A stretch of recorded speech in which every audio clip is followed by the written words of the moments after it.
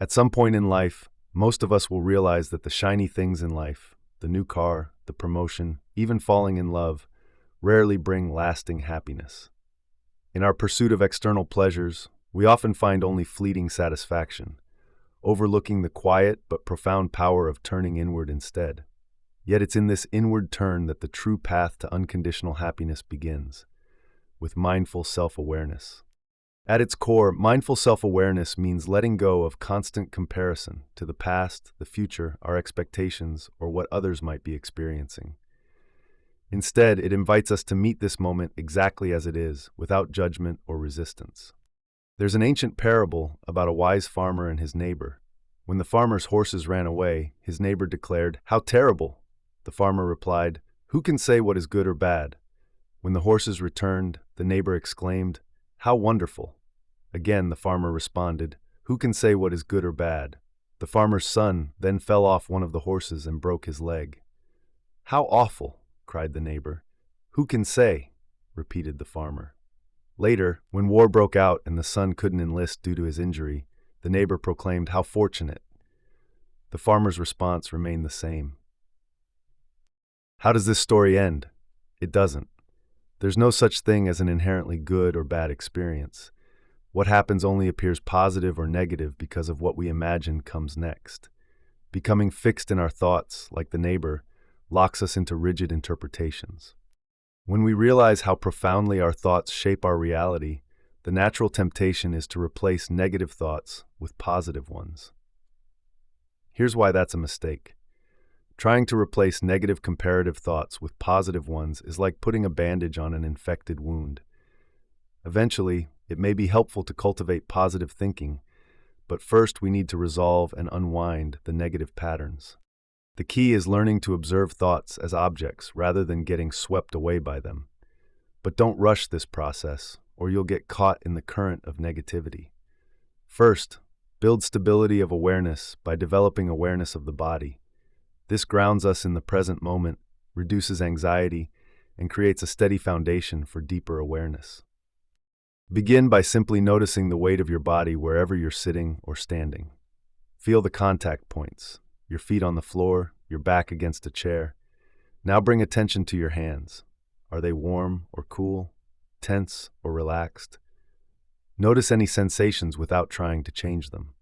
Spend a moment scanning from your feet up through your legs, torso, arms, and head. This isn't about relaxation. It's about building awareness of your physical presence in this moment. Remember, the body exists only in the present moment. It can't worry about tomorrow or replay yesterday. By anchoring awareness in bodily sensations, we create the stability needed to eventually observe thoughts without being pulled into their drama. There's a story about a king who traveled far to meet an enlightened teacher and his students. What struck him immediately was their radiant peace and joy. Fascinated, he asked the teacher how they had trained to attain such happiness. The teacher's response was surprisingly simple: by walking, sitting, cleaning, and other ordinary activities. The king grew frustrated. "But everyone walks and sits and eats and cleans." The teacher smiled. "Yes, but when we walk, we know we're walking. When we sit, we know we're sitting." Here's what's crucial to remember, just as with the king and teacher. The practice of becoming free from thoughts doesn't mean learning some difficult new skill. It's about dropping the bad habit of identifying with thinking, which happens naturally the moment you become fully present with what your body is doing. Having started tuning into bodily awareness, you'll find that brief moments of being in your body and free from comparative thought happen naturally and spontaneously. Now it's time to deepen this practice and make it intentional. Does the thought of clearing your mind completely scare you a little? You're not alone. Many people hesitate to let go of thoughts, fearing they'll lose their capacity to be thoughtful, creative, or productive. Actually, the opposite is true.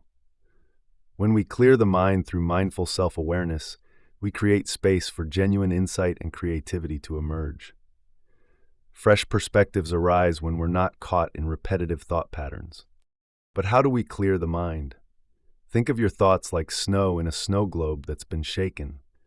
The swirling snow represents your busy thoughts. Shaking the globe harder doesn't help the snow settle any faster. It's counterproductive. Instead, you simply sit and let the snow gently settle on its own. Try this. Sit comfortably and notice your thoughts without trying to stop them. Like watching snow in a globe, simply observe as thoughts arise and naturally fade. When you catch yourself getting pulled into a thought story, gently return to observing your body's presence. Let the mental snow settle in its own time, trusting that clarity emerges naturally when we stop stirring things up. Picture the perfect vacation: pristine beaches, perfect weather, complete relaxation. You've imagined every detail, booked the trip, and counted down the days. Then reality hits. The flight is delayed, the hotel room faces a construction site, and you feel pressure to squeeze every moment of joy from this expensive escape. You return home more exhausted than when you left. What if there was an easier way to take a vacation? One that promised pure relaxation without the stress, expense, or disappointment? One you could take every single day? The good news is that there's a vacation you can take every night before sleep.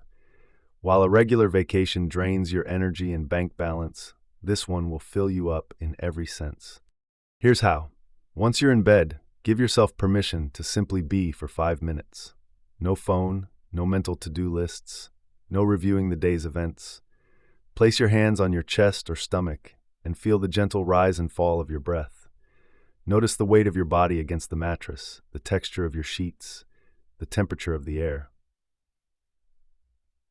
If thoughts arise about tomorrow's meetings or today's conversations, acknowledge them like clouds passing through the sky, then gently return to the simple pleasure of being present in your body. This isn't about falling asleep quickly. It's about experiencing the profound rest that comes from not needing to be anywhere else or anyone else. Let yourself sink into this moment of complete acceptance, where nothing needs to be fixed, achieved, or understood. When you practice this daily, something remarkable happens. This 5-minute ritual becomes what habit experts call a meta-habit, a practice that naturally transforms other areas of your life. The peace you cultivate in bed begins to spill into your waking hours. The quality of restful awareness you develop becomes a portable sanctuary you can access anywhere. Unlike external vacations that promise escape from life, this inner vacation helps you fall in love with the life you're already living. It's the most accessible and transformative journey you'll ever take, and it begins tonight. Be honest. When you think about happiness, do you think about the present moment or the future? Most of us have fallen into the habit of seeing happiness as a future condition. As children, we longed to be teenagers. As teenagers, we dreamed of being adults. Single, we imagine happiness when we're partnered. Working entry-level jobs, we fantasize about being the boss. But this habit isn't restricted to big-picture thinking. It's contagious and infects even the simplest moments. Washing the dishes, I'll be happy when I'm finished and watching the game. Answering emails, I'll be happy when I'm on my lunch break. Let's try a thought experiment. Imagine that only 5% of any person's life consists of moments of intense pleasure or intense pain. That leaves 95% for more mundane activities like washing dishes, answering emails, commuting, or brushing teeth. What if, in your rush to skip over the mundane and get to the happiness, you're actually wasting 95% of your life? Here's an extraordinary paradigm shift. What if you could find happiness in the mundane instead? Start by making a list of your ordinary daily activities. Choose one to begin with, perhaps brushing your teeth. Tomorrow morning, transform this routine into a mindful practice. As you pick up your toothbrush, notice its weight and texture. Feel the bristles against your palm. When you apply toothpaste, observe its color and smell. As you begin brushing, tune into the sensations: the bristles against your teeth and gums, the taste of mint, the sound of brushing. Notice the circular motions of your hand, the coolness of the water when you rinse. Instead of mentally rushing through this to get to the real part of your day, let this be the real part of your day. When your mind wanders to your schedule or worries, gently return to the simple pleasure of caring for your body. Feel the freshness in your mouth, the satisfaction of this small act of self-care. This isn't about making ordinary activities extraordinary. It's about recognizing that they already are. When we bring mindful self-awareness to the mundane, we discover that happiness isn't something we need to chase or achieve. It's already here, waiting in the most ordinary moments of our lives. There's a story about an actress whose life had always been pleasant and comfortable. She landed a challenging role playing a traumatized, unhappy woman. To prepare, she hired a hypnotist to convince her subconscious that she was genuinely unhappy and beset with problems. The hypnosis worked brilliantly, perhaps too well. Unfortunately, the hypnotist died before he could reverse the session. The actress remained stuck in her role of suffering, even though with a simple snap of his fingers, the hypnotist could have alleviated all her pain. When you find yourself suffering, remember, your situation is like that actress's. The moment you realize that the life of a human being is simply a part you're playing, the sooner you can wake up from your hypnosis. Your true self does not suffer and is always at peace. But let's be clear about something important. Pain is an inevitable and objective experience. When you touch something hot, nerve endings instantly send signals to your brain, creating the unavoidable experience of pain. This protective mechanism is hardwired into your nervous system. There's no escaping it. What is within your control is what happens after your brain receives that pain signal. You can suffer, jumping up and down, crying, wailing, or you can simply notice the red mark on your hand and move on. Pain is objective and mandatory. Suffering is subjective and optional. To be free from suffering, you simply need to let go of the desire to have something happening that's different from what's currently happening. This means changing your relationship with desires that arise within you.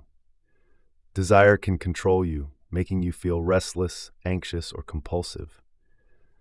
But the correct relationship with desire is as a neutral tool that compels you to action on your own time frame, not as an emergency demanding immediate response. Imagine an itch on your back. Initially, it's just a sensation, not necessarily painful or unpleasant. But as soon as you identify with the desire to make it go away, the sensation becomes all-consuming.